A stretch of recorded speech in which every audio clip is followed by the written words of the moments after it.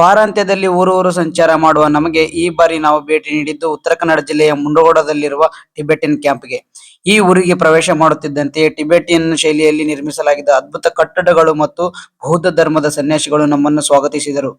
ವಿಶಿಷ್ಟ ಜೀವನ ಶೈಲಿಯುಳ್ಳ ಟಿಬೆಟಿಯನ್ನರ ಮೂಲವನ್ನು ಹುಡುಕುತ್ತಾ ಹೊರಟ ನಮಗೆ ತಿಳಿದು ಬಂದದ್ದು 1959ರಲ್ಲಿ ತೀವ್ರಗೊಂಡ ಟಿಬೆಟಿನ ಮೇಲಿನ ಚೀನಾದ ಆಕ್ರಮಣ ಮತ್ತು ದುರಾಡಳಿತದಿಂದ ಬೇಸತ್ತು ಚೀನಾದ ವಿರುದ್ಧ ದಂಗೆ ಎದ್ದು ವಿಫಲವಾದ ನಂತರ ಟಿಬೆಟಿಯನ್ನರ ಗುರುಗಳಾಗಿದ್ದ 14ನೇ ದಲೈ ಲಾಮಾ ಮತ್ತು ಸಾವಿರಾರು ಟಿಬೆಟಿಯನ್ನರು ಭಾರತದಲ್ಲಿ ಆಶ್ರಯ ಪಡೆದರು.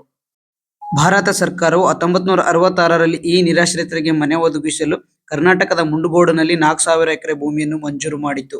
ಈ ಟಿಬೆಟಿಯನ್ ಕಾಲೋನಿ ಕರ್ನಾಟಕ ರಾಜ್ಯದ 6 ಟಿಬೆಟಿಯನ್ ಸೆಟಲ್ಮೆಂಟ್ ಅಲ್ಲಿ ಒಂದಾಗಿದೆ. ಈ ಸೆಟಲ್ಮೆಂಟ್ 4,000 ಎಕರೆ ಭೂಮಿಯನ್ನು ಒಳಗೊಂಡಿರುವ 11 ಹಳ್ಳಿಗಳಾಗಿ ವಿಂಗಡಿಸಲಾಗಿದ್ದು, ಅದು 17,000 ಟಿಬೆಟಿಯನ್ನರು ವಾಸಿಸುವ ವಿಶ್ವದ ಅತಿ ದೊಡ್ಡ ಟಿಬೆಟಿಯನ್ ನಿರಾಶ್ರಿತರ ಸೆಟಲ್ಮೆಂಟ್ ಇದಾಗಿದೆ.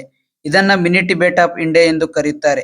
ಇವರ ಆಡಳಿತ ಕಚೇರಿಯು ಹಿಮಾಚಲ ಪ್ರದೇಶದ ಧರ್ಮಶಾಲೆಯಲ್ಲಿದೆ. ಇವರ ವಿಶಿಷ್ಟ ಜೀವನ ಶೈಲಿಯನ್ನು ಕಣ್ತುಂಬಿಕೊಳ್ಳಲು ಮತ್ತು ಧಾರ್ಮಿಕ ಆಚಾರ ವಿಚಾರವನ್ನು ತಿಳಿದುಕೊಳ್ಳಲು ಯಾವಾಗಲೂ ಅಂಧಶ್ರದ್ಧೆ ಮತ್ತು ಮೂಢನಂಬಿಕೆಗಳ ಬಗ್ಗೆ ಮಾತನಾಡುವ ಶ್ರೀ ನಿಜಗುಣಾನಂದ ಸ್ವಾಮೀಜಿ ಕೂಡ ಭೇಟಿ ನೀಡಿದ್ದರು.